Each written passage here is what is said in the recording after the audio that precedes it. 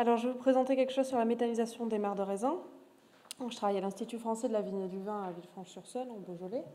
Donc, on a coordonné de 2010 à 2013 un programme national qui s'intitulait l'expérimentation nationale sur la valorisation des sous-produits vinicoles, où on a étudié en comparaison sur les points de vue, sur les critères techniques, économiques et environnementaux, 4 voies de valorisation qui étaient la distillation, la méthanisation, le compostage et l'épandage. Donc aujourd'hui, je vais vous donner quelques résultats de la voie de valorisation méthanisation. Mais tout d'abord, le contexte, qui est une évolution réglementaire. Donc la réglementation européenne interdit le surpressurage des raisins, oblige les États membres à fixer la quantité minimum contenue dans les sous-produits, qu'ils soient les mares ou les lies, et oblige les détenteurs de sous-produits de les éliminer dans de bonnes conditions environnementales. Donc la réglementation française a traduit cette réglementation communautaire. Donc avant 2014, c'était l'arrêté du 17 août 2011 qui régissait ça. Et donc l'État français avait choisi d'obliger la livraison de la totalité des sous-produits vinicoles, mares et lies, en distillerie. Et il y avait certains cas de dérogation. Donc cette réglementation, elle a changé au 18 août 2014. Et donc on a un décret, un arrêté qui définissent des nouvelles règles de valorisation pour les lies de vin et les mares de raisin. Donc les lies de vin peuvent être amenées en distillerie ou dans un centre de méthanisation ou de compostage. Donc quand je dis centre, ça veut dire que c'est une unité collective, quoi. Les mares de raisin peuvent passer par les mêmes voies, mais ont aussi 2 autres voies possibles, qui sont la méthanisation et le compostage à l'exploitation, ou l'épandage également à l'exploitation, sur ses propres parcelles. Alors, les obligations liées à la valorisation des mares de raisin et des lies de vin depuis cette nouvelle réglementation du 18 août 2014. Donc, tout d'abord, la vérification de l'absence de surpressurage. Donc, les mares et les lies doivent respecter 2 seuils minimums. La quantité d'alcool qu'ils contiennent, pour la vinification directe des raisins, c'est 10%. Ça change si on est sur si on a une activité plutôt de négoce. Et le degré minimum, c'est-à-dire le titre alcoométrique volumique total des mares et des lies. Donc, pour exemple, en zone viticole, comme chez nous, c'est 2,5 litres d'alcool pur pour 100 kg de mare ou 4 litres d'alcool pur pour 100 kg de lie. Donc, cette vérification de l'absence de surpressurage, elle passe par 2 mesures obligatoires. La pesée des mares de raisin et la mesure du volume des lies de vin et l'analyse du taux d'alcool des mares et des lies. Et donc ces informations doivent être inscrites dans les registres vitivinicoles. Le mode de valorisation choisi pour les mares et les lies, le poids ou le volume et le taux d'alcool. Ce qui veut dire que dans la situation précédente, la distillerie se chargeait de ça. Elle faisait l'analyse des lots de mares qui arrivaient sur la distillerie, et elle pesait les lots de mares, elle mesurait les quantités de lies. Aujourd'hui, si on souhaite passer par une autre voie de valorisation, méthanisation, compostage, épandage, on doit faire soi-même ces 2 mesures-là. Poids, volume et mesure du taux d'alcool. Et ça ne peut pas se faire n'importe comment. La réglementation a donné des protocoles d'analyse et des protocoles de pesée. Voilà. L'autre obligation, c'est le respect de la réglementation environnementale. Donc, un rappel rapide, les installations, les caves, mais aussi les distilleries, les unités de compostage ou de méthanisation sont des ICPE, des installations classées pour la protection de l'environnement. Donc, ce qui signifie qu'il y a tout un tas de règles à respecter lorsqu'on veut méthaniser, composter, distiller, produire du vin, notamment en matière de gestion de ces rejets. Vous trouverez sur le site de FranceAgriMer, sur l'onglet de la filière vin, toute une synthèse de cette nouvelle réglementation par voie de valorisation. Donc j'en viens au sujet. La méthanisation des mares de raisin. Qu'est-ce que la méthanisation ? Donc c'est une digestion anaérobie, c'est-à-dire en absence d'oxygène, qui transforme la matière organique d'un substrat en méthane, en gaz carbonique et en digestat par un écosystème microbien. Donc, on a des déchets ou des sous-produits, par exemple agricoles, qui rentrent dans un méthaniseur et on en sort d'une part du biogaz qui peut être transformé en électricité et ou en chaleur. Et on sort également un digestat. En fait, le digestat, c'est le restant de déchets qui a été épuré de son méthane, finalement. Et donc, il reste une matière physique, qui est un déchet, et donc il faut gérer comme un déchet. Donc, on a analysé dans le cadre du projet dont je vous parlais le potentiel méthane des mares de raisin. Donc, le potentiel méthane, c'est la quantité maximale de biogaz qui peut être produite par un substrat, par la méthanisation d'un substrat. Alors, on a fait quelques analyses qui sont dans le tableau ci-dessous, que vous avez aussi dans le document. Donc, on a fait, par exemple, donc on le voit, voilà ici, on a fait plusieurs types de marc de raisin. Donc, on a fait du marc de raisin à la sortie du décuvage, du marc de raisin qui a été ensilé pendant une période de 1 an ou de 2 ans, et des marcs de raisin distillés, ensilés 3 mois, soit épépinés, soit non épépinés. On a fait plusieurs couleurs, blanc, rouge, plusieurs bassins et plusieurs millésimes. Donc, par exemple, on voit qu'un marc de raisin à la sortie du décuvage blanc du bassin de production Alsace de 2011 a un potentiel méthane de 260 millilitres de méthane par gramme de matière volatile. On peut exprimer aussi ce potentiel méthane par gramme de matière brute, et donc là on est à 85. Donc sur l'ensemble de ces échantillons, en fait, on voit qu'on varie entre 117 et 260 millilitres de méthane par gramme de matière volatile pour les marcs de raisin. Dans le document que vous avez dans vos mains, j'ai mis un petit comparatif avec un tableau avec le potentiel méthane de d'autres substrats qu'on a l'habitude de méthaniser, des lisiers, salade, du chou, de la carotte, du fumier bovin, des déchets de poisson, de viande, etc. Donc je vous laisserai regarder les valeurs, elles sont un petit peu au-dessus de celles des marcs de raisin. Bon, cependant, je vous invite à toute prudence parce que c'est vrai qu'on démarre un peu quand même sur la méthanisation, donc on n'a pas des valeurs... c'est des valeurs de substrat, voilà, certaines. Ce n'est pas des moyennes sur des échantillons représentatifs collectés à l'échelle nationale. Voilà. Donc là, vous avez une autre représentation du potentiel méthane, puisque dans notre projet, on a fait une expérimentation donc, en Alsace sur une unité de méthanisation qui s'appelle Agrivalor. Donc, le graphique se lit de cette façon. En vert, vous avez la quantité de marc qui a été introduite dans le digesteur. En bleu, c'est la quantité totale de matière, parce que c'était un mélange. Il y avait des lisiers, des déchets de l'agroalimentaire. Et en rouge, non. Voilà, on en reste là.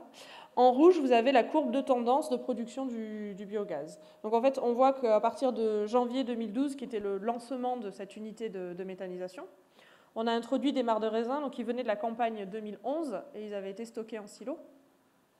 On les a introduits jusqu'au mois de mai à peu près, et puis après en septembre, on a continué, on a introduit des marcs de la campagne 2012 en fait. Voilà. On voit que l'introduction du marc ne perturbe pas la production de méthane dans cette unité de méthanisation. Alors, après, on s'est posé 2 questions. C'était quel coût de la méthanisation pour le viticulteur et quel impact environnemental de la méthanisation pour le viticulteur. On a fait 2 études qui sont des études prospectives, c'est-à-dire que la méthanisation n'étant pas autorisée, on ne pouvait pas, toujours pareil, faire une étude sur un échantillon représentatif, étudier tous les cas et tous les coûts de la méthanisation en France et en tirer des moyennes. Donc on a fait une étude prospective. Voilà, je suis un peu trop grande, c'est ça.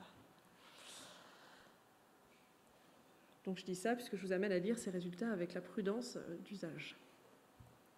Donc voici quelques résultats. On a fait 4 scénarios. Le premier scénario A, c'est une cave particulière qui a 30 tonnes de marc de raisin et qui a des coûts de transport de son marc vers une unité de méthanisation. Et cette unité de méthanisation lui facture un coût de traitement, puisque c'est une prestation finalement. Donc là, on voit que c'est à peu près 80 € par tonne de marc de raisin. À côté, on a la même cave, 30 tonnes de marc de raisin, mais qui ne paye que du transport, l'unité de méthanisation acceptant de lui traiter son gisement de marc de raisin gratuitement. Donc là, on est aux alentours de 25 €. Et puis après, le cas 300 tonnes de marc de raisin, disons qu'on serait sur une cave plus grosse ou une cave coopérative.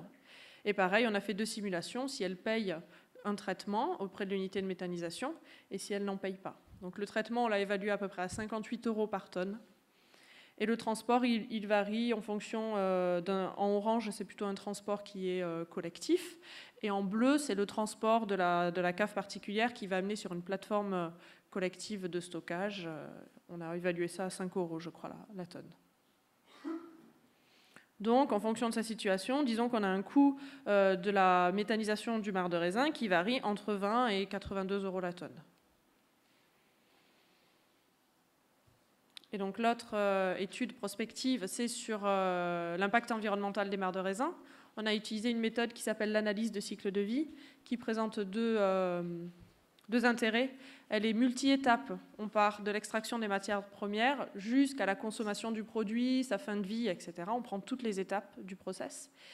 Et le deuxième intérêt, c'est qu'elle est multicritère. Donc elle ne va pas présenter des résultats que sur l'impact, par exemple, effet de serre, comme un bilan carbone, mais elle va prendre d'autres indicateurs d'impact environnemental.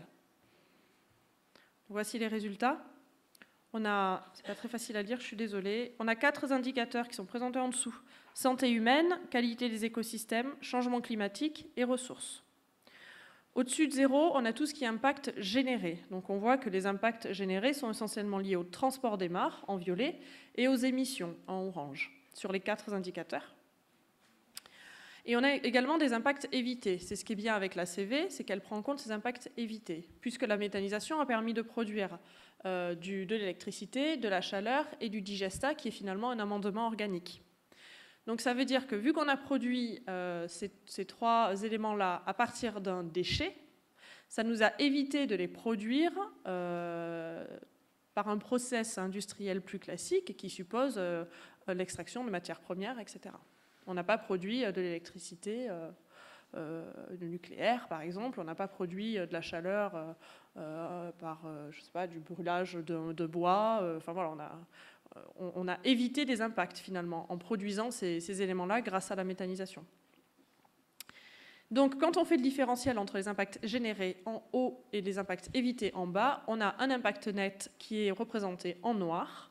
Et donc on voit que l'impact net de la méthanisation sur la qualité des écosystèmes tend du côté des impacts générés. Par contre, il tend du côté des impacts évités sur les 3 indicateurs de santé humaine, changement climatique et ressources. Donc la méthanisation semble assez vertueuse du point de vue environnemental. Donc en conclusion, quelques éléments de point de vigilance pour méthaniser ces marcs de raisin. Le premier, c'est la vérification de l'absence de surpressurage, puisqu'on a l'obligation d'assurer soi-même la pesée et l'analyse du taux d'alcool des marcs et des lits avant valorisation et de l'inscrire sur les registres de cave. Les autres points de vigilance, c'est la codigestion, puisque du fait de sa saisonnalité, et de ses caractéristiques physico-chimiques, dont son taux de matière sèche, la méthanisation des marcs de raisin est envisagée en codigestion, parce qu'on ne va pas construire une unité de méthanisation, c'est cher et c'est gros, pour uniquement du marc de raisin qui est là, disons, entre septembre et octobre, quoi, sur 3 semaines. Donc il vaut mieux l'intégrer à un mélange plus général, et on le stocke en silo, notre marc, et on l'introduit petit à petit dans un mélange qui contient d'autres substrats. Le potentiel méthane, pour l'instant, on n'a fait que très peu d'analyses. Je vous ai tout présenté, c'est pas grand-chose. Et il semble très variable. Donc, on recommande de réaliser une analyse sur le silo avant chaque introduction dans le digesteur. Ce digestat, qui est en sortie de méthanisation, est un déchet. Il n'a pas le statut de produit, il a le statut de déchet. Ça veut dire qu'il doit être éliminé par épandage selon un plan d'épandage. Et c'est à la charge de la personne qui a l'unité de méthanisation. Et un dernier point, c'est pour la collecte. Toujours du fait de la saisonnalité, il faut une logistique de stockage et de collecte qui soit dans le respect de l'environnement. Ça veut dire, par exemple, des plateformes collectives équipées de systèmes de récupération des jus d'égouttage, bétonnés, etc., voilà, qui permettent d'éviter les jus d'égouttage qui se dispersent et de stocker correctement les mares avant qu'ils soient transportés vers l'unité de méthanisation. Comme ça fonctionne pour une distillerie, finalement. Alors, les suites à ce programme. Donc, on a fait cette étude nationale prospective. Aujourd'hui, l'IFV participe au projet ValorMap, qui est cofinancé par l'ADEME, qui regroupe plusieurs instituts techniques de l'agroalimentaire, et dont le but est de faire une caractérisation et une cartographie du potentiel méthane des gisements des déchets de l'agroalimentaire. Donc, moi, dans ce groupe-là, je m'occupe des mares et des lits. Je vais faire cette étude de gisement à l'échelle nationale, mais avec un focus sur le bassin BBJS, Bourgogne, Beaujolais, Jura-Savoie. Donc il y aura d'autres références pour notre territoire ici. Et donc dans le cadre de ce projet-là, j'ai mis caractérisation, ça veut dire qu'on va faire une batterie d'analyse du potentiel méthane de mares de raisin. L'autre approche, elle est également nationale et territorialisée. Elle est pour la filière viticole uniquement. C'est un projet qui est cofinancé par France Agrimaire, coordonné par l'IFV, qui s'appelle Biomasse vitivinicole. Donc là, par biomasse viticole, on entend sarment et souche. Par biomasse vinicole, mare et lit. Et l'idée est d'avoir une approche territorialisée de la gestion de cette biomasse par bassin de production pour identifier quels sont... Disons que la configuration du bassin de production va influer sur les solutions qui sont techniquement possibles et puis économiquement viables et respectueuses de l'environnement. Donc du coup, on va avoir cette approche par bassin et on a 4 bassins qui participent à ce projet, qui sont Beaujolais, Bourgogne, Jura-Savoie, toujours, la Champagne, Bordeaux-Aquitaine et Charente-Cognac. Donc à l'issue, on va faire une cartographie des gisements de biomasse vitivinicole et d'installation de valorisation sur ces 4 bassins de production-là. Je vous remercie. Ah oui, non, j'ajoute, pardon Didier, que sur le site vignevin.com, vous pouvez retrouver une plaquette qu'on avait fait à l'issue du programme sur la valorisation des sous-produits avec l'ensemble des résultats, méthanisation, mais aussi compostage, épandage et distillation.